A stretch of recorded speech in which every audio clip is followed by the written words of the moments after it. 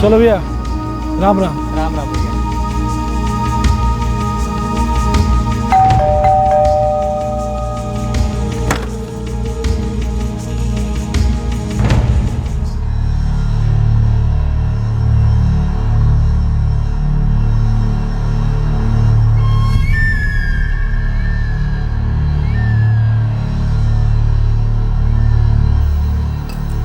अब है पापा का पानी है, लेने दे साक्षी, बच्चा है। बड़ा भी तो होना है। तुम ये ले लो। ले बेटा।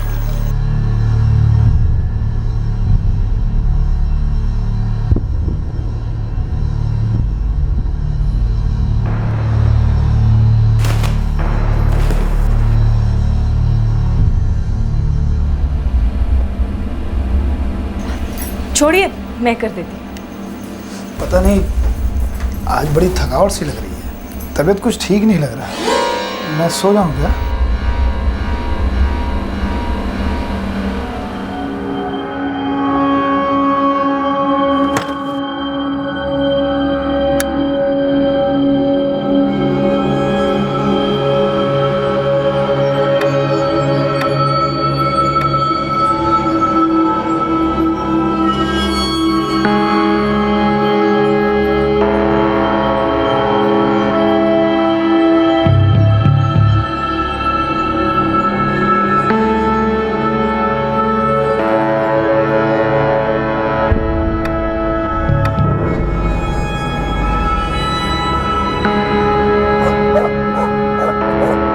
नजफगढ़, दिल्ली। एक लोअर मिडिल क्लास परिवार रोज की तरह गहरी नींद में था। सभी शायद अलग अलग सपना देख रहे थे, लेकिन किसी ने यह सपना तो नहीं देखा होगा कि जो आदमी दिन में उनके घर के आसपास घूम रहा था, वो रात को उनके घर दोबारा आने वाला था, और वो अकेला नहीं आ रहा था।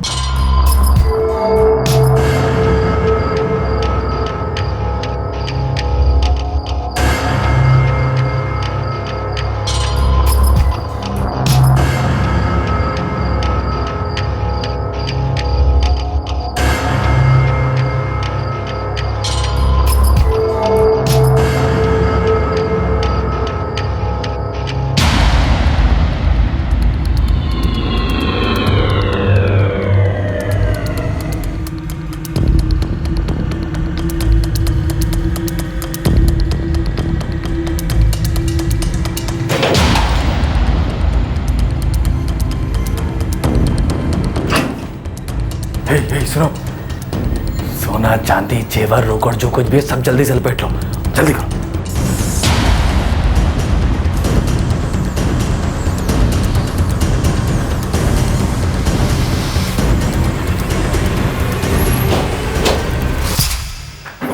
कौन? अनिल, साक्षी, मीना, मीना, अनिल, अनिल, साक्षी, अनिल।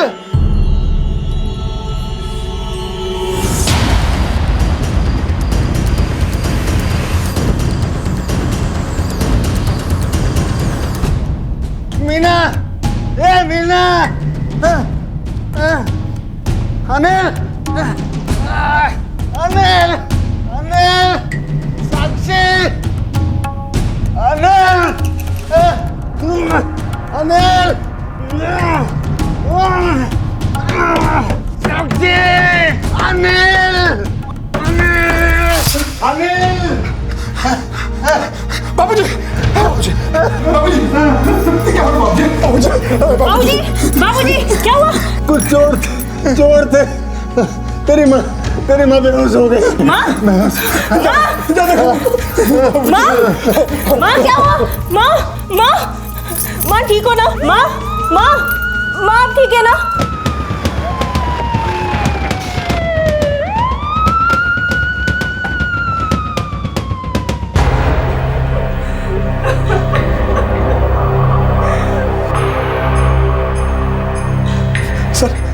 सर मैं ये नहीं, मैंने ही आपको फ़ोन किया था। इनकी चोटें सीरियस है। हाँ सर मैंने एम्बुलेंस को फ़ोन किया है, वो आता ही होगा।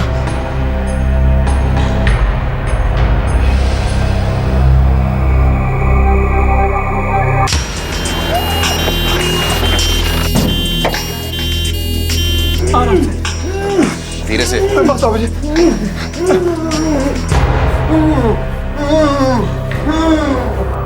तुम अपने पिताजी के साथ हॉस्पिटल जाओ, मैं तुम्हें वहीं मिलूंगा।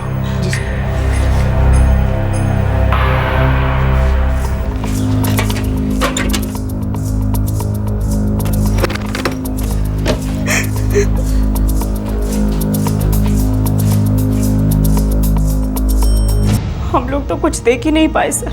जब बाबूजी रेंगते हुए दरवाजे के बाहर आए तो देखा कि उन्हें बहुत चोटें आई थी। और माँ जी सर, लगता है लूट भी हुई है। पोस्टमार्टम के बाद इंक्वायरी करेंगे। 2 कांस्टेबल्स को बाहर लगा दो, एक क्राइम सीन पर। गला घोटा गया इंस्पेक्टर। ये औरत 63 साल की थी डॉक्टर। आपने बचाव में लड़ नहीं पाई, इसके गले के विंड पाइप चोक हो गए थे, पूरी तरह से एफिक्सिएशन हुआ और फिर डेथ। बाएं पैर का फीमर, दाहिने पैर का टिबिया, मल्टीपल कंपाउंडेड फ्रैक्चर्स हैं और ये दोनों ही फ्रैक्चर्स सीरियस हैं अनिल। जान का कोई खतरा तो नहीं है ना डॉक्टर? नहीं, ऐसी कोई बात नहीं, लेकिन तुम्हारे पिताजी गहरे सदमे में हैं।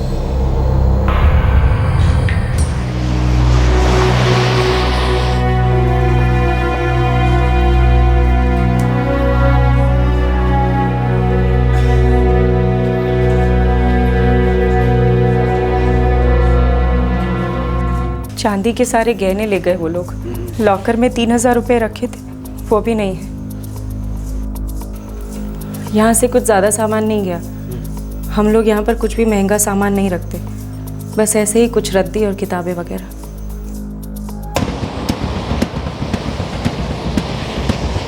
सर, चांदी के जेवर 10,000 के और 3,000 नकद। बहू के हिसाब से टोटल 13,000 की चोरी का हिसाब मिल रहा है। हमें बुजुर्गों पर वार करने वाले इन बुजदिलों का हिसाब करना है चौबे।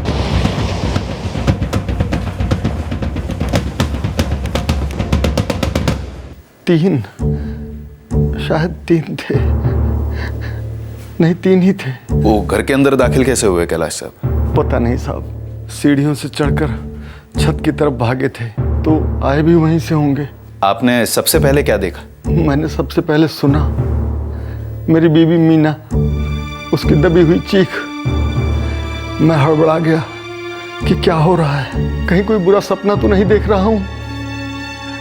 देखा तो ये तीनों। आपने उनका हुलिया देखा, उनका चेहरा देखा, कुछ बता सकते हैं? मुंह ढके हुए थे साहब। नकाब पोश चोर? तीनों ने काले रंग का नकाब पहना हुआ था। उनमें से 2 अलमारी लूट रहे थे और एक मेरी मीना का गला दबा रहा था। मैं चिल्लाया तो उनमें से एक हाकी लेकर मेरे ऊपर टूट पड़ा। मैं चीखता रहा, अनिल साक्षी, अनिल साक्षी। इनकी चीखें सुनकर आप तुरंत उठ गए? नहीं सर, मैं गहरी नींद में था। कमरे का दरवाजा बंद था। मुझे तो तब पता चला जब बाबूजी चिल्लाते हुए दरवाजा खटखटा। मीना, मीना कहाँ है? चुप हो, चुप हो तुम लोग। खत्म हो गई क्या? उन लुटेरों ने मार डाला मेरी मीना को क्या?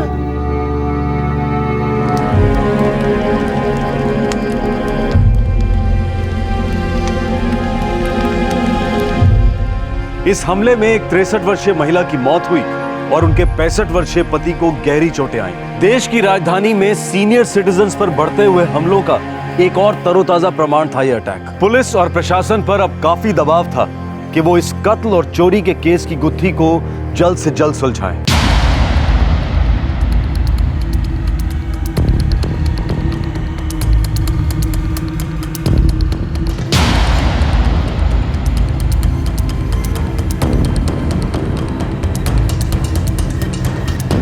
चौबे, कुछ मिला? सर, उन लोगों ने सीढ़ी का इस्तेमाल किया होगा छत तक पहुंचने के लिए। छत पर दरवाजा भी नहीं है। कोई भी छत के रास्ते बड़ी आसानी से घर के अंदर घुस सकता है। सर, वो जो सीढ़ी है वो सालों से घर के पिछवाड़े में पड़ी है। क्यों? बस पहले से है। अनिल, तुम काम क्या करते हो? सिक्योरिटी में हूँ, मास्टर प्लाजा में। तुम्हारे बाबूजी काम करते हैं या रिटायर्ड हैं? जी करते हैं ना सर, दयाल इंटरनेशनल स्कूल में। आपको तो पता ही होगा, अपने नजफगढ़ में। हाँ हाँ, क्या काम करते हैं वहाँ? वहाँ प्यून है मेरे बाबूजी। साहब जितने भी खबरी भाई लोग हैं किसी ने इस कांड के बारे में नहीं सुना है। मतलब साफ है कि आसपास के गैंग का काम नहीं हो सकता है। फिर कौन थे वो तीनों? साहब जो भी थे अलग किस्म के खिलाड़ी थे। नकाब उकाब पहनना, हॉकी से मारना, सीढ़ियों से आना, इन सालों ने पहले से ही कोई प्लानिंग कर रखी थी और एक दो चक्कर घर के भी लगा रखा था। साहब मामला कुछ गड़बड़ है। सर जी, पिछले हफ्ते 35 चोर जेल से छूटे हैं, सबकी हाजिरी भी ली। उस इलाके के 45 हिस्ट्री सीटर्स को राउंड अप भी किया है। काफी पूछताछ की सर, जमकर पूछताछ की, पर कोई कुछ उगल नहीं रहा है सर। अनिल धवन हमारे यहाँ पिछले 5 साल से सर्विस में इंस्पेक्टर। और कुछ नहीं, रिकॉर्ड क्लीन है। उसकी अपने पिता से कोई अनबन थी? नहीं, मतलब मैंने तो कभी ऐसा कुछ नहीं सुना और ऐसा होना भी मुश्किल है, क्योंकि जहाँ तक मैं जानता हूँ अनिल एक बड़ा ही सीधा साधा और घरेलू किस्म का आदमी है। यही कोई 10-12 साल हुए होंगे यहाँ धवन परिवार को रहते हुए। कोई झगड़ा, परिवार में कोई अनबन? वो किस घर में नहीं होती है साहब? हाँ, लेकिन कुछ घरों में कुछ ज्यादा होती है। पड़ोसी देखते हैं, सुनते हैं। ऐसा कुछ नहीं था। जो भी रहा होगा वो चार दीवारी के अंदर ही रहा होगा। नहीं साहब, ऐसी कोई बात नहीं है। हमारे घर में कभी कोई लड़ाई झगड़ा नहीं हुआ। आपकी कोई ननद, देवर, जेठ कोई नहीं? जी नहीं। शादी को कितने साल हुए आपके? 5। मायका कहाँ है आपका? यही पास में है, नजफगढ़ की हूँ मैं, यहाँ से 3-4 किलोमीटर। और 2 बच्चे हैं आपके? जी। सास ससुर से बनती थी आपकी? जी साहब। ससुराल वालों से कभी कोई छोटा मोटा झगड़ा या कोई अनबन नहीं? जी नहीं, कभी नहीं।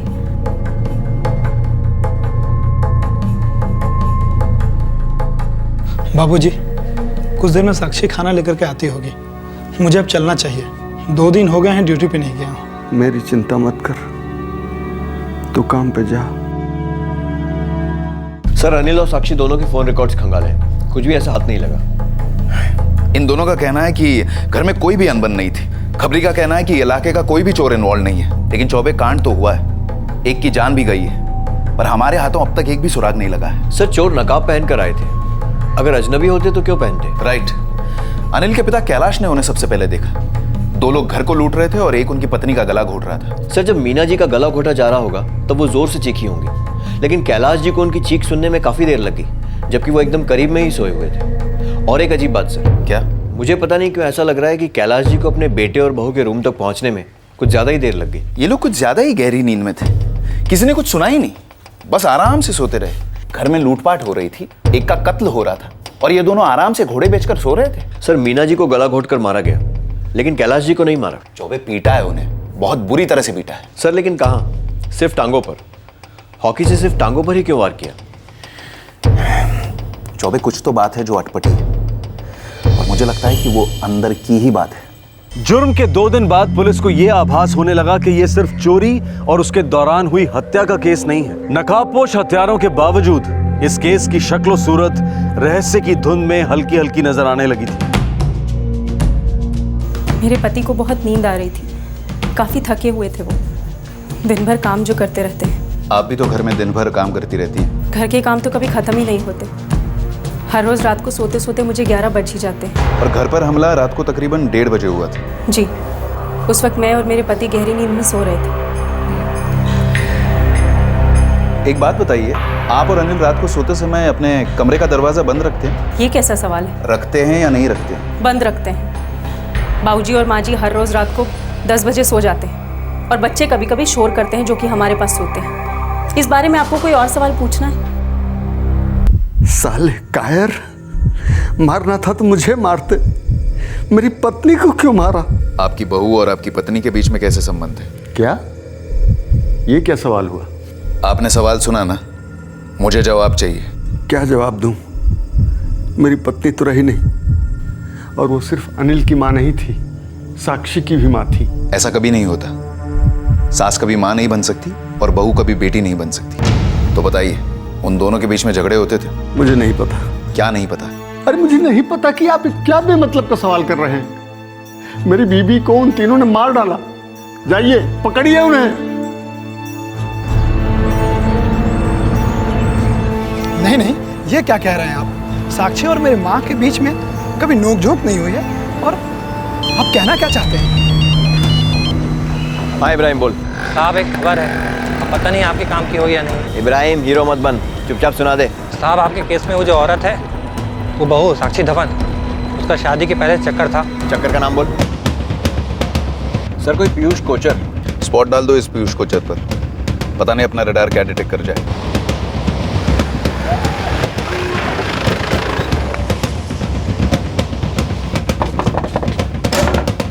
आप साक्षी के पिता हैं? हाँ जी, क्या बात है? हाँ जी, हमें पता है। शादी से पहले हमारी बेटी की एक पीयूष कोचर से दोस्ती थी। दोस्ती या दोस्ती से कुछ ज्यादा? जी वो ज्यादा हमें मंजूर नहीं थी। हमारे यहाँ जात से बाहर शादियाँ नहीं करते, कभी नहीं करते। जी हमारी बेटी को अपनी गलती का एहसास हुआ था। उसने पीयूष से सारे रिश्ते तोड़ दिए थे। वो अनिल के साथ खुश रही, वफादार रही। ये पीयूष कोचर यहीं का था, नजफगढ़ का? 5 साल पहले तक तो यहीं रहता था। अब पता नहीं, हमारा से कोई लेना देना नहीं था।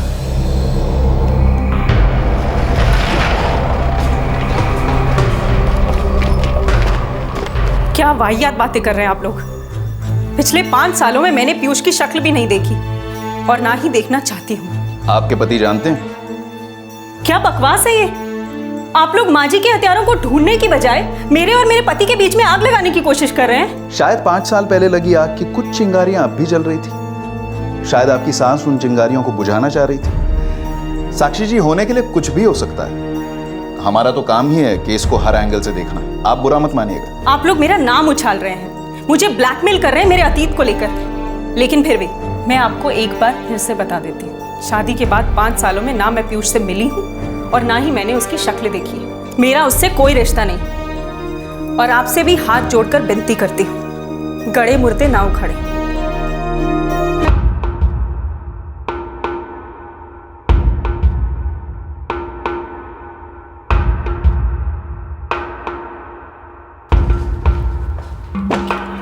सर, ये पीयूष कोचर द्वारका में रहता है। साक्षी की शादी हुई इसके 3 महीने बाद ही इसने भी शादी कर ली।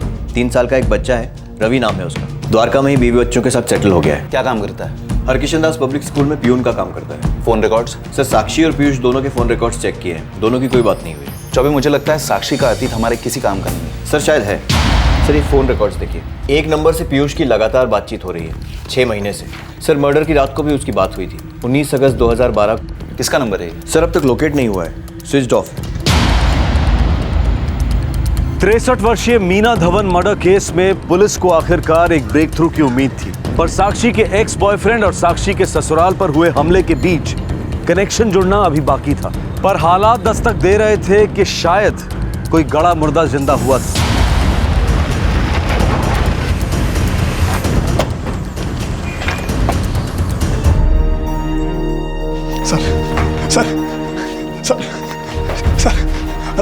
सर ये क्या पागलपन है सर? पागल तो कोई और है, किसी और के लिए।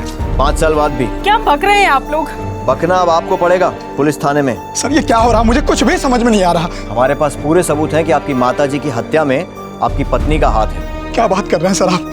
सर ये तो जाती हो रही है सर। ना, जाती तो हो चुकी है, लेके चलो। सर अरे बात तो सुनिए सर हमारी।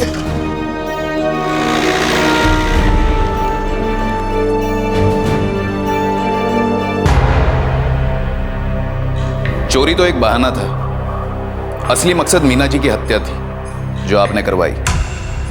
हाँ या ना? मैंने माँ जी की हत्या करवाई?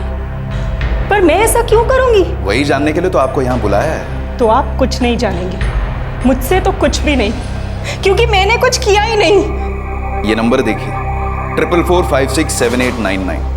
6 महीने पहले ये नंबर एक्टिवेट हुआ और पीयूष कोचर की इस नंबर से लगातार रोज बातें होती रही है। 19 अगस्त 2012 आपके सासू माँ की हत्या हुई, वो चोरी का नाटक हुआ। उस रात को इस सिम कार्ड का लोकेशन आपके घर में पाया गया था और ये नंबर रात को 1:30 बजे के बाद स्विच्ड ऑफ था। 1:30 बजे साक्षी जी, मतलब हमला होने के बाद। पर मुझे इन सब के बारे में कुछ नहीं पता। देखिए, जरूरत पड़ी ना तो आपके घर की एक एक ईंट अलग करके उस सिम कार्ड को और उस नंबर को दोनों को ढूंढ निकालेंगे। आसान तरीका यह है कि आप अभी के अभी सब कुछ सच बता दो।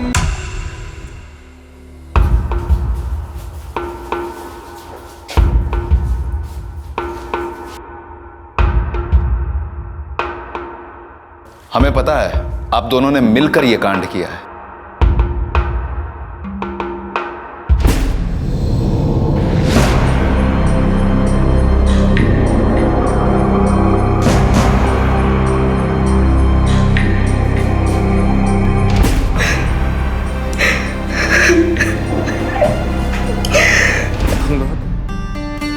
भूल जाओगी मुझे? ऐसे चुटकी बजा के? भूलना पड़ेगा। मम्मी पापा ने कह दिया वो हमारी शादी कभी नहीं होने देंगे, और उनकी मर्जी के बिना मैं शादी नहीं कर सकती। 3 साल पहले तो मेरी बात नहीं पता थी। 3 साल पहले मुझे सिर्फ इतना पता था कि मैं तुम्हारे प्यार में हूँ, और मैं अब भी तुम्हारे प्यार में हूँ और हमेशा रहूंगा। पीयूष, समझने की कोशिश करो। भुला दो मुझे। तुम्हारे सामने तुम्हारी पूरी जिंदगी पड़ी है, और मेरे सामने भी। शायद हमारी तकदीर में यही लिखा था। मैं पीयूष को कभी भुला ही नहीं पाई। अनिल से जबरदस्ती मेरी शादी कर दी।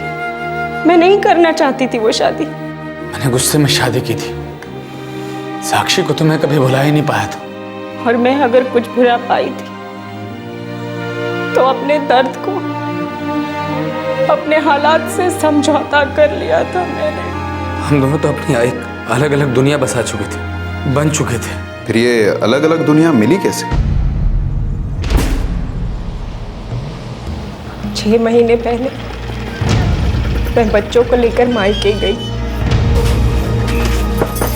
वहां मैं अचानक पीयूष से मिली। पूरे 5 साल बाद।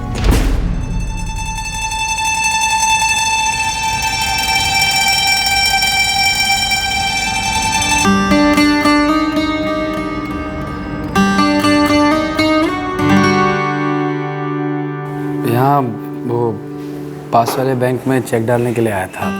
लगा कि तुम्हें देखा, फिर से देखा तो तुम्हें थी।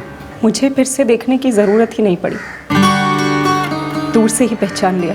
मुझे तो लगा था कि मेरी शक्ल भी भूल गई होगी, शायद मेरा नाम भी। तुम्हें सच में ऐसा लगा? मुझे याद करती हो कभी? अब मैं किसी और की पत्नी हूँ। मैं भी किसी और का पति हूँ। रोज याद करता हूँ साक्षी तुम्हें। एक जमाना था जब तुम्हारा हाथ ना पकड़ो तो तुम नाराज हो जाती थी। जब भी हम लोग मिलते थे हम दोनों के हाथ एक हो जाते थे। तुम्हारे हाथों में मुझे तुम्हारी धड़कन सुनाई देती थी। और मेरा दिल सिर्फ तुम्हारे लिए धड़कता था।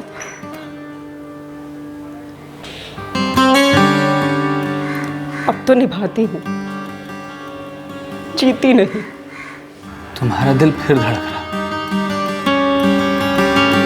और सिर्फ मेरे लिए धड़क रहा। आपके 2 बच्चे हैं और आपका एक लड़का। इन सब से भी पहले हम दोनों एक दूसरे के थे। मेरे माँ बाप ने हमें अलग कर दिया, हमारी तकदीर ही बदल दी।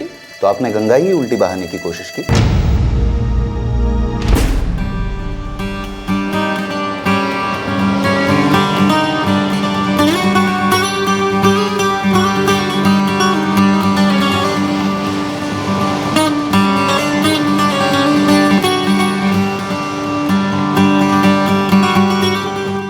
आज थोड़ा मुश्किल।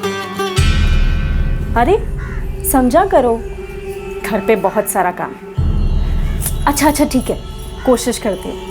अब कोई नया बहाना ढूंढना पड़ेगा।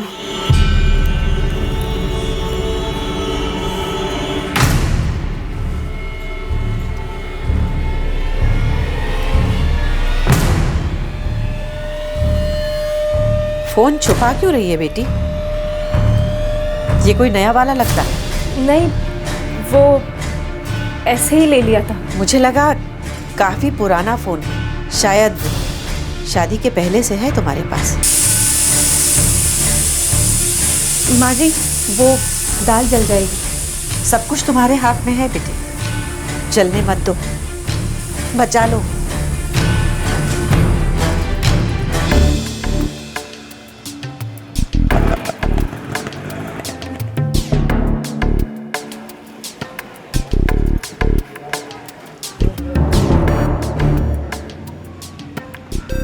पीयूष, मुझे लगता है मेरी सास को कुछ शक हो गया। मतलब फिर छोड़कर चली जाओगी मुझे? नहीं पीयूष, लेकिन हम लोग इस तरह से रोज रोज नहीं मिल पाएंगे। मिल पाएंगे। रोज मिलना है मुझे तुमसे, रोज देखना है। तुमसे नहीं मिलता हूँ तो दिन अधूरा लगता है, रात नहीं कटती मेरी। तुम्हें क्या लगता है मैं ये नहीं चाहती? लेकिन मुझे लगता है मेरी सास ने कुछ सूंघ लिया। अब मिलने के लिए मुझे कुछ और ही रास्ता निकालना होगा। फिर कब मिलोगी? फोन करूँगी।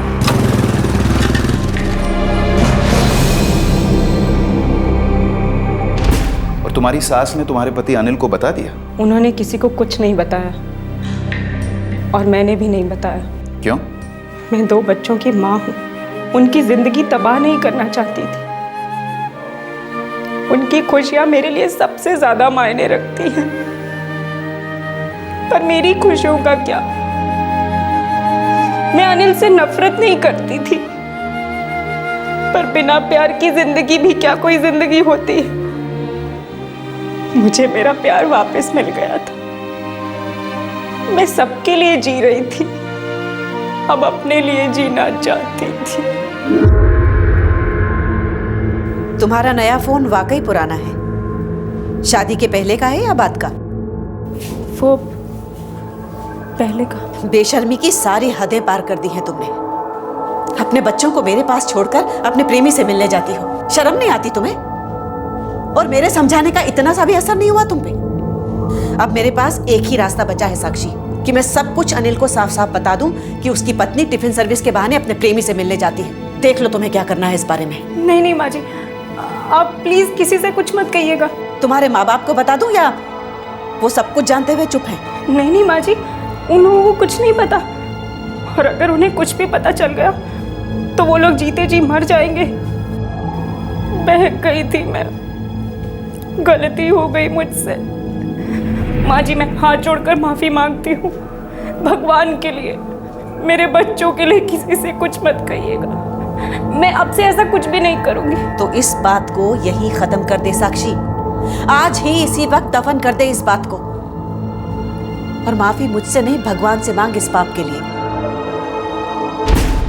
पाप पाप पाप। मैं अपने किए पर दिल से शर्मिंदा नहीं थी, बिल्कुल नहीं थी। मैं अपने हिस्से का प्यार ही तो चाहती थी, जो मेरे माँ बाप ने मुझसे छीन लिया था।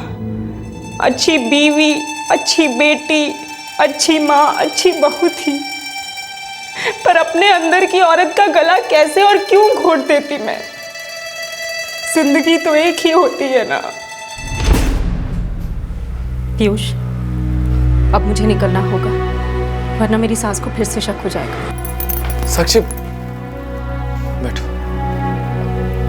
मैं मानता हूं कि दोनों के दोनों शादी के कैद में बन चुके हैं, जिंदगी जेल हो चुकी है। पर हम लोग कभी रिहा नहीं हो पाएंगे।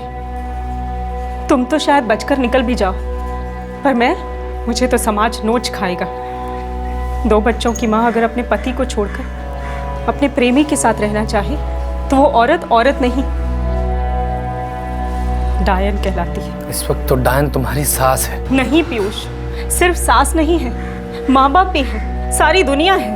साक्षी, हम लोग अपनी एक नई दुनिया बसाएंगे। अब तक तो सिर्फ तुम्हारी सास हम दोनों के बारे में जानती है ना। थोड़े दिनों के बाद कोई नहीं जानेगा। क्या मतलब?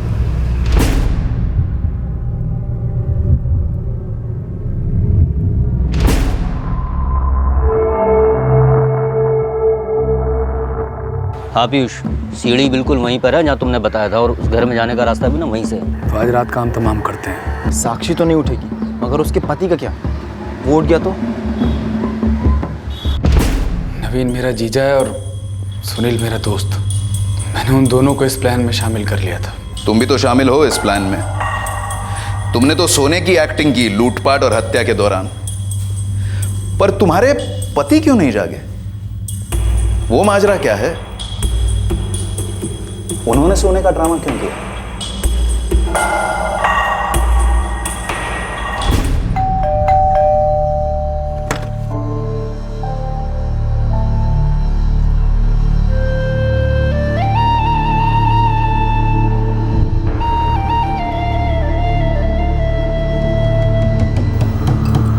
अब है पापा का पानी है, तुम ये ले लो।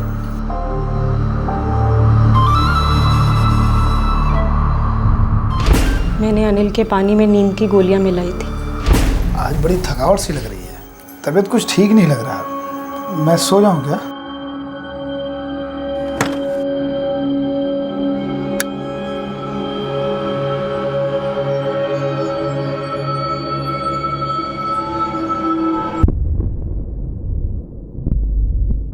साक्षी, हाँ साक्षी, रेडी।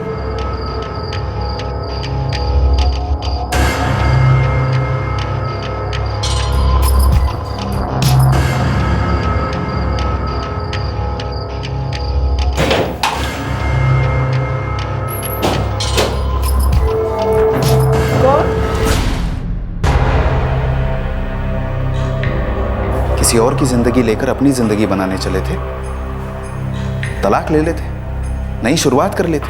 आज नहीं तो कल लोग, दुनिया, समाज सभी मान लेते। कहा था मैंने अपने माँ बाप से, मेरी खुशी चाहते हो तो मेरी बात सुनो, पर उन्होंने मेरी तब बात नहीं सुनी तो अब कैसे सुनते?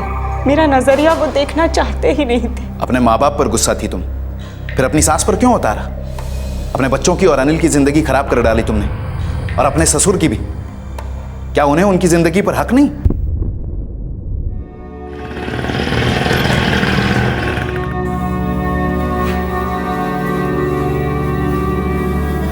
बाबूजी, मैं पानी लेकर के आता हूं। अनिल, क्या तुझे वाकई में कुछ भी पता नहीं था? बाबूजी, नहीं बाबूजी, सच में मुझे कुछ भी पता नहीं था।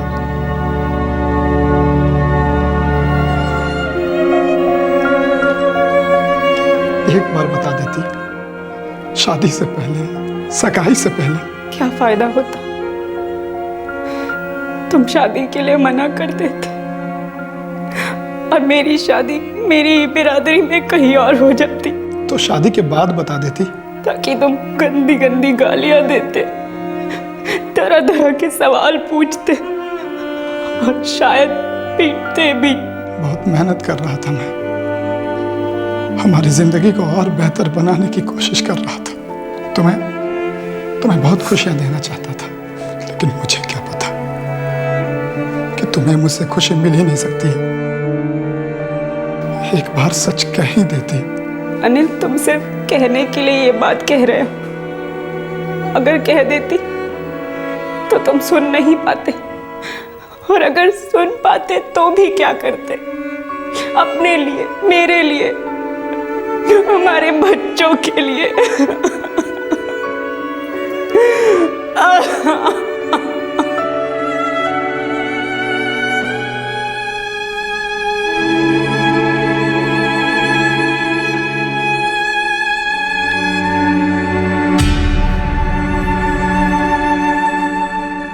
साक्षी और पीयूष इस वक्त जेल में हैं। पीयूष का जीजा नवीन कुमार और उसका दोस्त सुनील कुमार भी पुलिस हिरासत में है।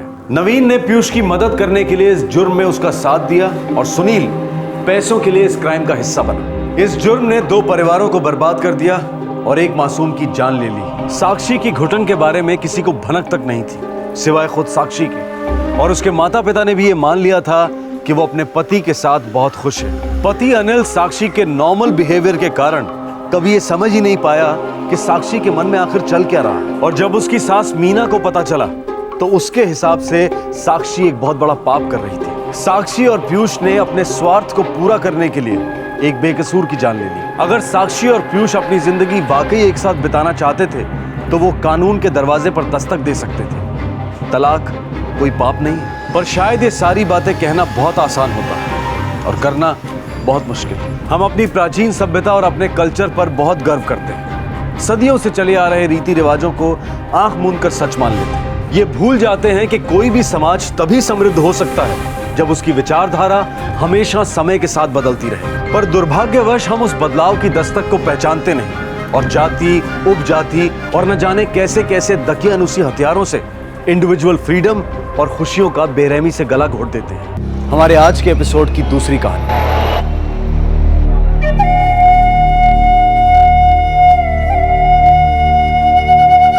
और बेटा जा कहाँ रहे हो? बोला ना वो, पता नहीं, बस जा रहा हूँ। और बेटा यहाँ कुछ क्यों नहीं हो सकता? हो सकता है नम्मी।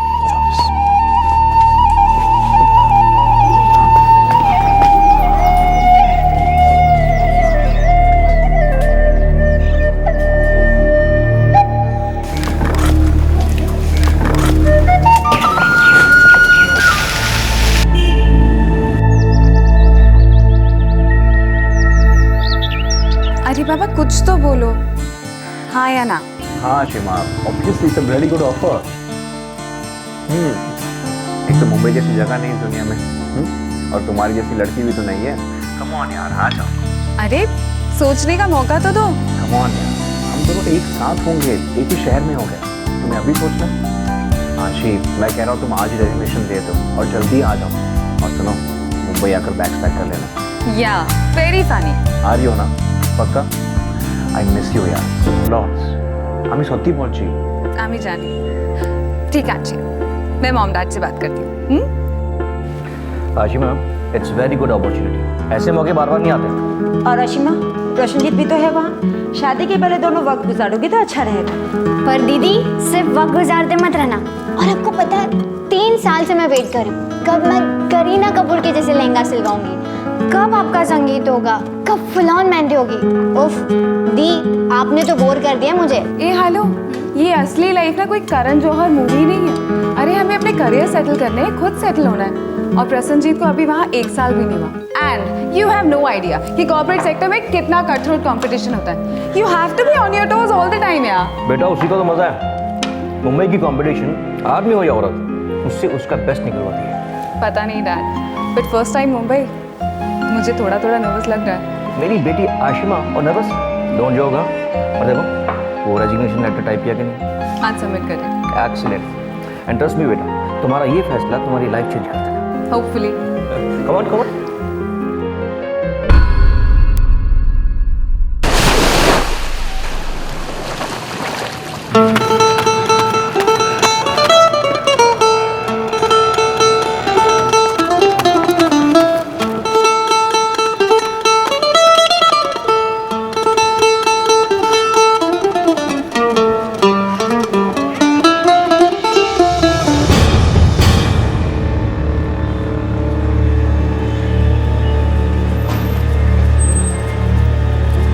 क्या प्रॉब्लम है? जी। व्हाट जी? घूरते क्यों रहते हो? जी नहीं तो। क्या नहीं तो नहीं तो? इतने दिनों से मैं देख रही हूँ नॉन स्टॉप घूरते रहते हो। कोई और काम धंधा नहीं है? प्रॉब्लम है कुछ लाइफ में?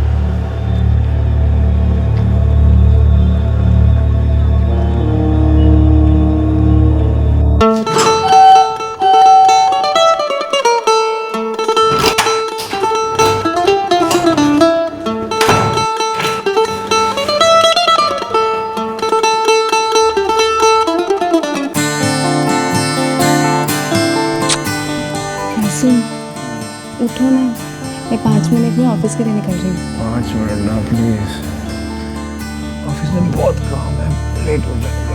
I'll get up in 5 minutes। अच्छा ठीक है, जितना भी काम है ना इस वीकेंड तक खत्म कर लेना। संडे को कोई काम घर मत लाना। मैं पहले से ही कह रही हूँ, संडे को हम सुबह जल्दी उठेंगे, कॉफ़ी पियेंगे और बाहर जाके खूब सारा टाइम एक साथ स्पेंड करेंगे। ओके?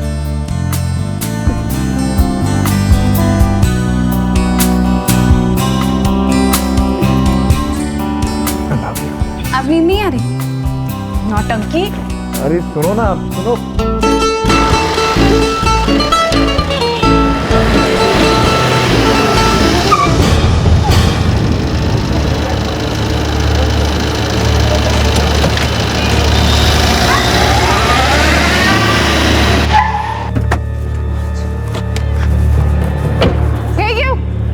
रुको, इधर आओ। तुम्हें तमीज से समझाए, तुम्हें समझ में नहीं आता? हिम्मत कैसे हो जाती है सब करने की? समझ के क्या रखा है तुमने मुझे? हाँ? Excuse me, what happened? Any problem? Sir, this guy is such a big pervert. मैं सोसाइटी में जब आती हूँ, जब जाती हूँ, ये कॉन्स्टेंटली घूरता रहता है। इसकी गंदी नजर हटती ही नहीं है। And it's so irritating. Dubey, खाल उतरवाना चाहता है क्या? मैंने इसे टोका भी, लेकिन इसे कुछ समझ में नहीं आता। कभी-कभी मन करता है एक थप्पड़ लगाओ तब इसे समझ में आएगा। नाम क्या है तेरा? अमजद। दोबारा ऐसे हरकत की ना तो उठा के फेंकवा देंगे बाहर। चल ड्यूटी कर अपनी, चल। डोंट वरी, हम लोग सेक्रेटरी से इस मैटर पे बातचीत करेंगे। Thank you. मुंबई की एक पॉश हाउसिंग सोसाइटी, एक सिक्योरिटी गार्ड बिल्डिंग में रहने वाली एक लड़की को अश्लील नजरों से घूरता रहता है, उसे हर पल अनकंफर्टेबल फील कराता है। वो लड़की चुप नहीं बैठती, इग्नोर नहीं करती, वो विरोध करती है और उसे वार्निंग देती है। इस वार्निंग के दौरान बिल्डिंग के दूसरे लोग भी आ जाते हैं, वो भी उसे चेतावनी देते हैं और वो सिक्योरिटी गार्ड चुपचाप अपनी ड्यूटी पर लौटता है। अब सबसे अहम सवाल है, क्या ये चेतावनी, क्या ये वार्निंग काफी थी? क्या कोई ठोस कदम ना उठाना एक दस्तक थी कि अब बहुत गलत कदम उठने वाले हैं?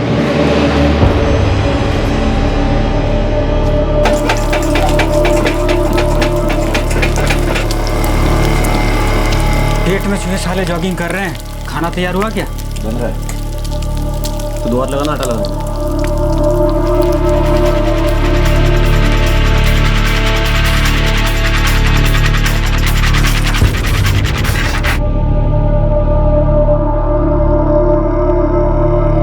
हमारा जो सुपरवाइजर है ना ससुरा, मच्छर है, खून चूसता है हरामखोर। अब क्या हुआ बिरजू? अरे यार वही रोज का, हम कहे डबल ड्यूटी करेंगे तो डबल तनख्वाह लेंगे, तो भाई सीधा गणित है। तो बोला नहीं 1.5 देंगे। कहें भाई तुम्हारे बाप का ब्याह है? तो भाई सीधा हिसाब होना चाहिए ना, डबल का डबल। हम भी मुंह पे बोल के आ गए कि अपना डबल ड्यूटी डालो अपना जेब। हम तो ओडो मस्त लगाएंगे और अपने खोली में मस्त सोएंगे। का भाई? अरे तुमको क्या हो गया है, ऐसे मुंह क्या लटकाए हो? तुम्हारा भी सुपरवाइजर तुम्हारा पैसा वैसा काट लिया का? साली हमको बोलती है झापड़ मारेगी। कौन साली? 804 वाले जो साहब है ना, उनके हमें बोलती है झापड़ मारेगी, सारी दुनिया के सामने बोली। तुमने कुछ गलत किया क्या उनके साथ? साला लड़कियों की तमीज नहीं यहाँ पर, हमेशा मैं के हाथ मारती है। हमको बोलती है कि थप्पड़ मारेगी। ओ अमजद, यहाँ का हिसाब किताब अपने गांव जैसा नहीं है कि लड़की लोग नजर नीचे करके रहेगी। यहाँ दूसरा हिसाब है बाबू। हम भी शुरू में आए थे तो बहुत तकलीफ होता था, धीरे धीरे आदत पड़ गया। तो तुमको एक सलाह देते हैं, ये सब फालतू मत सोचो और ये पतलून वाली मैडम लोगों को झेलने की आदत डाल लो। बाबू हम तो कहते हैं आँख मूंद के बस ड्यूटी करो, ड्यूटी। खाओ।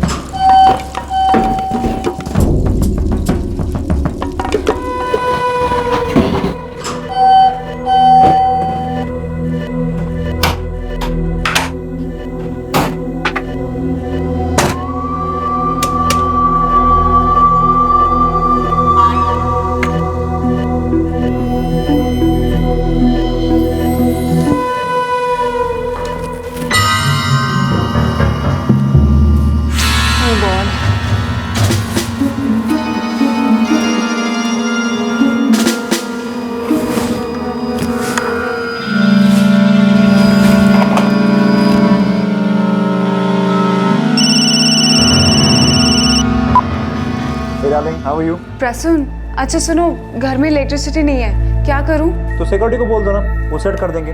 वैसे भी कॉम्प्लेक्स में ऑन कॉल 24 आवर्स एक इलेक्ट्रिशियन है, वही रहता है। तुम्हारे पास इलेक्ट्रिशियन का नंबर है? क्योंकि इंटरकॉम भी नहीं चल रहा है। मेरे पास ए विंग के सिक्योरिटी वाले का नंबर है, so I will forward you his number. तुम उसे बोल देना कि इलेक्ट्रिशियन बुला दे, right? Okay, bye, see you.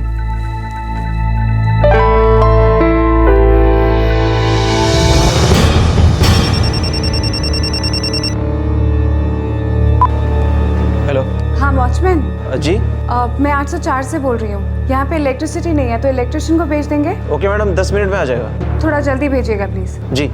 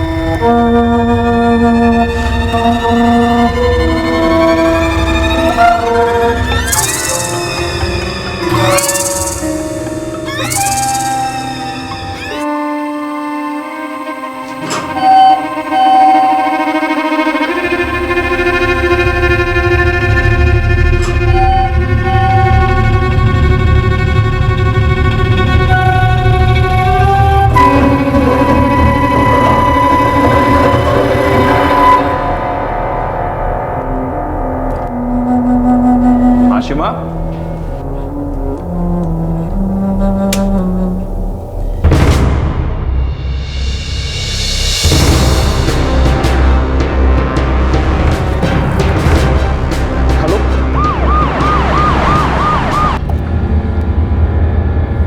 Ashima के पेरेंट्स पहली फ्लाइट से आ रहे हैं। आपकी आखिरी बार इससे कब बात हुई थी? रात को 2 बार हुई थी। पहली बार कुछ 11:30 बजे जब इलेक्ट्रिसिटी गई थी, और दूसरी बार कुछ 1:15 बजे। प्रसून, इलेक्ट्रिशियन ने कहा कि सिर्फ बेडरूम का फैन चालू रखें, बाकी सारे अप्लायंसेस बंद करने को बोला। इट सीम्स वायरिंग में कुछ प्रॉब्लम है। अच्छा, लेकिन अभी तो काम कर रहा हूँ। नहीं, अभी तो वो चला गया। कल सुबह फिर से आएगा। कह रहा था कि कुछ एक्स्ट्रा इक्विपमेंट्स लगेंगे, वो सब लेकर। अब तुम कब तक आ रहे हो? आशु, बहुत काम पड़ा है, लेट हो जाएगा, तुम सो जाओ। ओके, ठीक है, बाय। वो मेरी लास्ट बात हुई थी। आपकी पहली बार उससे बात हुई थी रात को 11:30 बजे। उसने कॉल किया और कहा कि इलेक्ट्रिसिटी गई है। मैंने सिक्योरिटी वाले का नंबर दिया और उसे कहा कि उसे बोले कि इलेक्ट्रिशियन भेज दे। ड्यूटी पर अमजद खान था सर। अब कहाँ है? होना तो यहीं चाहिए था, पर अभी है नहीं, कहीं चला गया है और अपना फोन भी नहीं उठा रहा है वो। इलेक्ट्रिशियन को बुलवाओ। जी सर। ये सीसीटीवी कैमरास का फुटेज कहाँ स्टोर होता है? कहीं नहीं होता sir. This is only for a show. मैंने कमेटी को 50 बार बोला है, ठीक करवा लो, ठीक करवा लो। Money is not an issue, जरूरी है, लेकिन नो, अब देख लो। मेरा नाम श्याम तावड़े है साहब। मैं इस फ्लैट में 2 बार ही आया था। 2 बार? हाँ साहब, पहली बार तकरीबन 11:45 पर।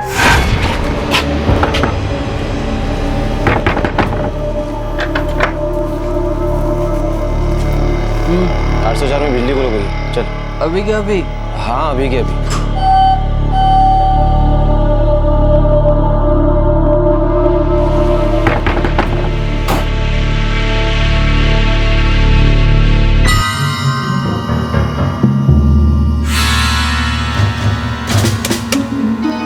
प्रॉब्लम क्या हुई है?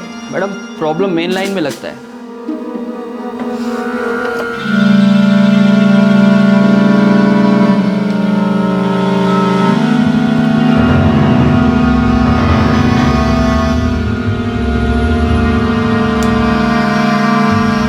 इधर ही से ट्रिप हुआ था रे।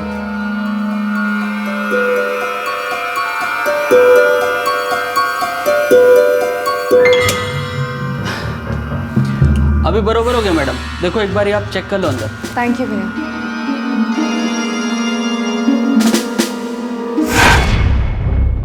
जब बराबर हुआ था तो दूसरी बार क्यों आया? फिर से पावर ट्रिप हुआ था ना साहब, अमजद ने मेरे को दोबारा से बुलाया। कितने बजे? 1-पौने घंटे बाद, तकरीबन 1:45 बजे साहब। क्या भैया, एक ही बार सेट कर दो ना, बार बार वही प्रॉब्लम।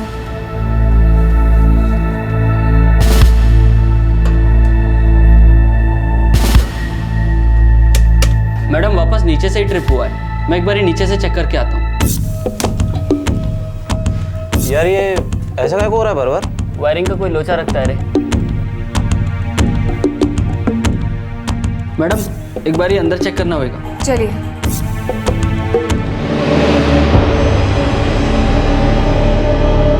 मैडम, इधर तो सब फिट है, मेन लाइन में कोई प्रॉब्लम लगता है। तो अभी क्या करना होगा?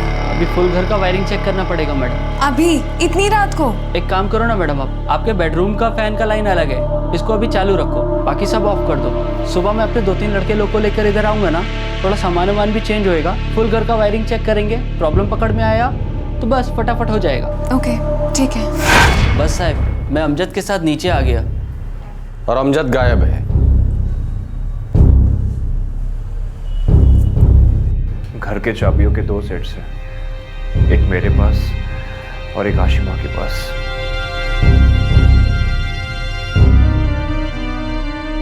घर में फोर्स एंट्री का कोई निशान नहीं है। या तो आशिमा ने खुद दरवाजा खोला है या कोई दरवाजा खोलकर अंदर आया है। नहीं, हमने तो कोई आवाज नहीं सुनी। नहीं, हमने भी कोई आवाज नहीं सुनी सर। लेकिन प्रसन्नजीत ने कहा कि जब उसे बॉडी मिली तो उसने आप लोगों के फ्लैट्स के बेल बजाए थे। सुबह 4:20 खोलिए प्लीज, हेल्प हेल्प, खोलिए प्लीज। सॉरी सर, मैंने सुना नहीं। नहीं, मैंने नहीं सुना सर। बिजली 2 बार गई थी और घर में कोई फोर्स्ड एंट्री भी नहीं हुई थी। पड़ोसी रात भर आराम से सोते रहे, उन्होंने कुछ भी नहीं सुना, ना ही किसी की चीखें और ना ही झड़प की आवाजें। उन्हें तो प्रसन्नजीत द्वारा बजाई गई डोरबेल भी नहीं सुनाई दी। और सिक्योरिटी मैन अमजद खान गायब था। अमजद और आशिमा के बीच पहले से तनाव था और उस रात अमजद भी इलेक्ट्रीशियन के साथ 2 बार फ्लैट में गया था।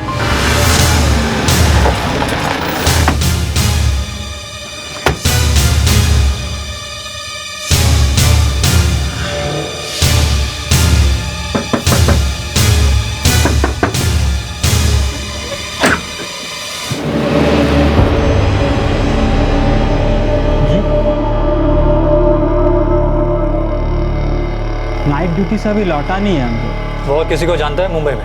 हम ही को जानता है साहब, और बिरजू को, मतलब ब्रिजेश तिवारी हमारे साथ रहता है। तुम दोनों भी सिक्योरिटी का काम करते हो? जी साहब। ये बिरजू कहाँ है? ड्यूटी पर ही होगा साहब। हमारी सिक्योरिटी एजेंसी में तो नहीं है सर।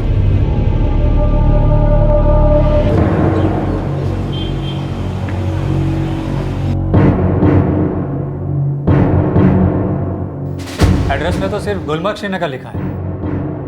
बंदा 2 साल से आपकी एजेंसी में काम कर रहा है, ना तो उसके गांव का पूरा एड्रेस है और ना ही कोई कॉन्टैक्ट नंबर। सच कहूँ साहब तो ऐसे लोगों का ना कोई ठिकाना होता है ना कोई फ़ोन नंबर, हर दूसरे दिन सिम बदलते हैं। सर वो काफ़ी रेगुलर था। उसकी एजेंसी के पास उसका बेसिक एड्रेस नहीं है, कोई भी एड्रेस नहीं है। वो आदमी रेगुलर कैसे हो सकता है? और आप लोग बता रहे हैं कि उसका आशिमा के साथ कुछ झगड़ा हुआ था, तो कॉलोनी ने कोई एक्शन क्यों नहीं ली? एनुअल जनरल मीटिंग में हम लोग सजेशन देने वाले थे कि पूरी सिक्योरिटी सिस्टम चेंज कर दिया जाए। आपके 3 बिल्डिंग्स हैं, 18 गार्ड्स हैं, एक सुपरवाइजर है, लेकिन किसी भी गार्ड्स के पेपर सही नहीं है और ऊपर से एक मिसिंग हो गया है। सर समझाए कैसे? लोग करोड़ों रुपए के फ्लैट खरीदते हैं, लाखों की गाड़ियां खरीदते हैं, लेकिन सिक्योरिटी पर वो 4-5 हज़ार ही खर्च करना चाहते हैं। सर 500 रुपए बढ़ाने की बात करते हैं तो 3rd वर्ल्ड वॉर शुरू कर देते हैं मीटिंग में। अरे करोड़ों के फ्लैट हैं और सिक्योरिटी 5000 की, क्या हिफाजत करेंगे वो लोगों की?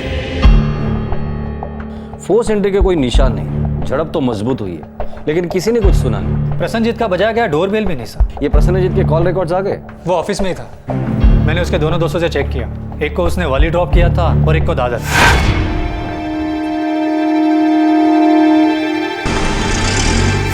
इसका मतलब है इस वक्त हमारा मुख्य आरोपी है अमजद खान, सिक्योरिटी गार्ड, जो इस वक्त गायब है। सर मैंने उसकी तस्वीर श्रीनगर फैक्स की है, वहाँ के हेडक्वार्टर्स ने कहा है कि वो स्कैन करेंगे और पता लगाने की कोशिश करेंगे।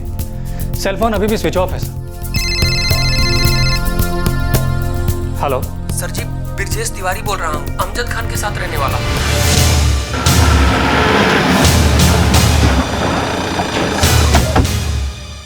अमजद का फोन आया था साहब, उसने कहा उससे गलती हो गई, उसने बहुत गलत काम कर दिया है। कहाँ से किया था फोन? ये नहीं बताया साहब। सर घूम गया था हमारा, खून सवार था हमारे ऊपर, खून से चढ़ गई थी यार। अबे पागल, कहाँ छुपे हो तुम? अरे यहाँ पुलिस तुमको ढूंढ रही है। एक काम करो, तुम फटाफट वहाँ से आ जाओ और पुलिस को सब साफ साफ बता दो। तुम्हारे चक्कर में हम सब परेशान हो रहे हैं। अब मैं नहीं आने वाला। तो कहाँ जाओगे? जा रहा हूँ कहीं, पूछ मत, कहाँ नहीं बताऊंगा। अब अमजद हमारी बात। उसका मोबाइल फोन ट्रैकिंग पर डाल दो, वो मुंबई छोड़कर भाग ना पाए। सर दोबारा उसका फोन है तो उसे समझा देना, जितना भागेगा उतना तड़पेगा वो। पकड़ा तो वो वैसे भी जाने वाला है, सरेंडर करने के लिए बोल देना उसे। सरेंडर का मतलब समझता है ना? समझते हैं सर, और हम उसको समझा देंगे सर।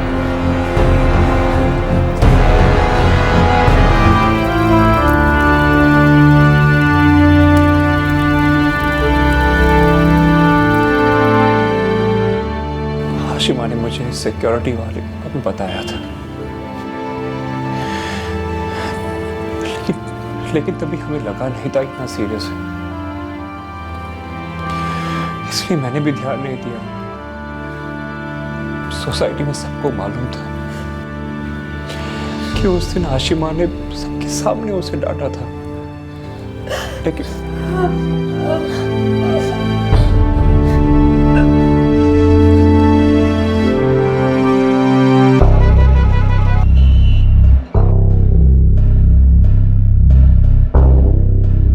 फिरोजपुर का लंडा जनाब, अमजद खान नाम है उसका अब्बा ट्रेड पोस्ट पर हमाल है।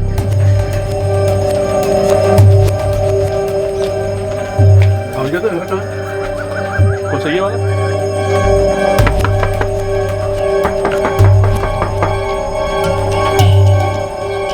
अमजद कहाँ है? 5 साल से मुंह नहीं दिखाया उसने साहब। अब वो किसी को मुंह दिखाने लायक नहीं रहा। मुंबई में एक लड़की का खून किया उसने। या अल्लाह। 2 साल पहले एक बार फोन आया था उसका, तभी तो कह रहा था सब अच्छा है, आमदनी भी अच्छी है, और हमको 1 पैसा भी नहीं भेजा साहब। कसम खुदा की 1 पैसा नहीं भेजा उसने। सोचा था बुढ़ापे का सहारा बनेगा, सहारा बनना था तो क्या कर डाला। क्या कर डाला। देखो ये नौटंकी करना बंद करो और चुपचाप सच सच बताओ। हम झूठे नहीं है साहब, हम झूठे होते तो क्या इतने गरीब होते। अगर मुझे पता चला कि वो तुम्हारी टच में है और तुम हमें नहीं बता रहे हो तो खैर नहीं, मुंबई पुलिस और हम दोनों मिलकर हालत खराब कर देंगे तुम्हारी। वो तो अमजद कर ही चुका, अब क्या करना बाकी है साहब। 5 साल पहले रोजगार और बेहतर जिंदगी की तलाश में अमजद अपने गांव से निकल पड़ा। 2 साल पहले आशिमा मुंबई आ गई अपना करियर बनाने।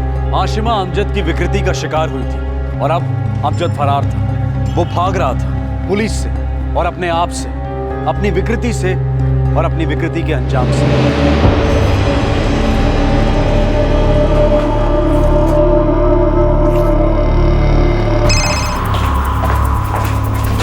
सर, अमजद ने 10 मिनट के लिए सेल ऑन किया था। लोकेशन? बोरीवली स्टेशन के आसपास। सूरत में किसी से बात हुई इसकी?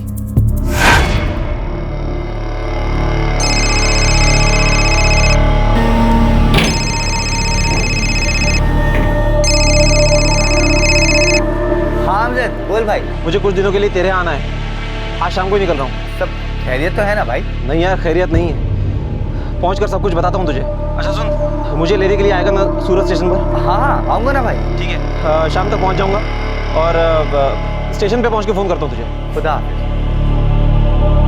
हमने सूरत फ़ोन करके फैज से कहा है कि वो अमजद को अलर्ट ना करे। नहीं करेगा सर। उसका पिन पॉइंट लोकेशन ट्रेस करो। चलो।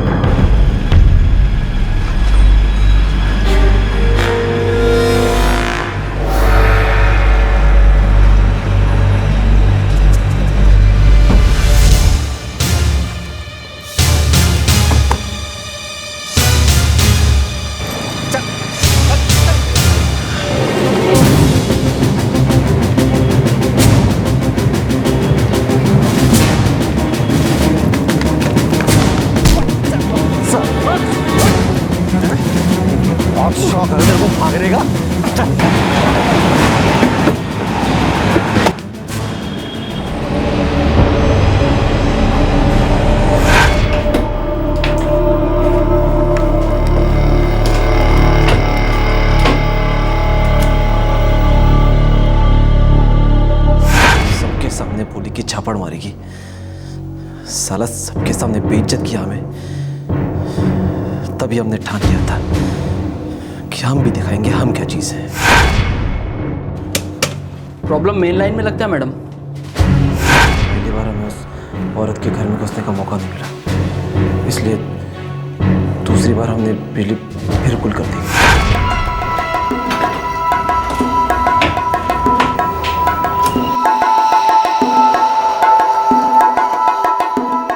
मैडम एक बार ये अंदर चेक करना होगा। चलिए।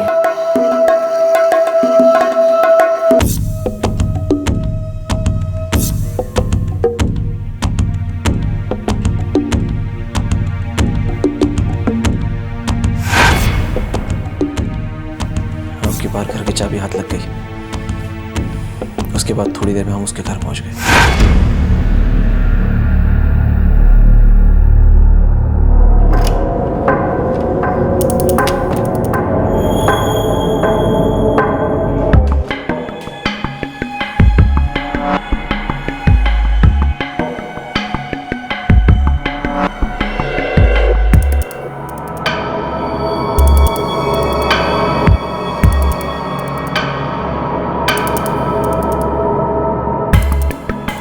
चाकू लेकर अंदर गए थे।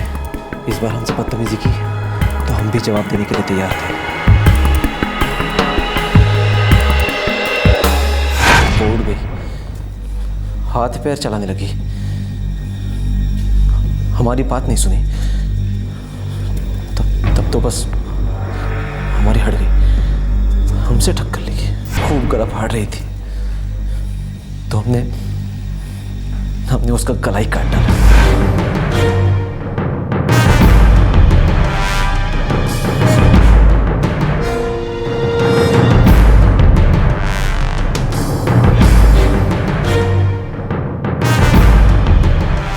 कॉलोनी के बाहर एक कचरे का ढेर है, वर्दी और चाकू उसी में फेंक दिया।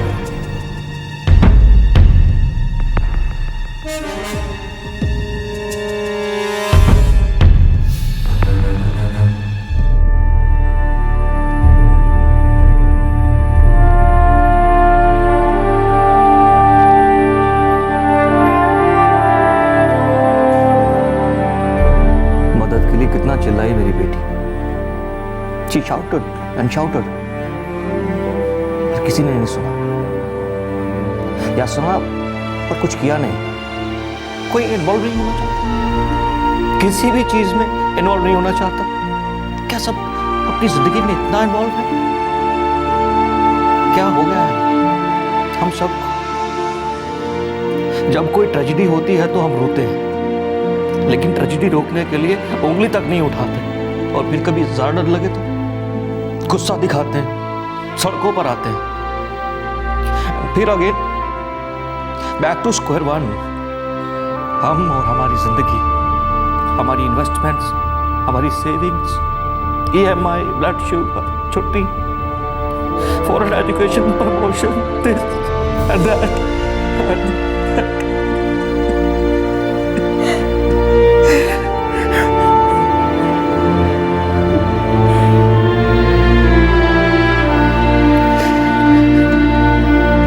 सुना है ये सिक्योरिटी सर्विस टॉप की है, द बेस्ट। वो सब तो ठीक है, लेकिन गेट पे बैठ के दिन भर आराम करने का 11,000 rupees per month, it's not happening. देख, कोई एग्री नहीं करेगा।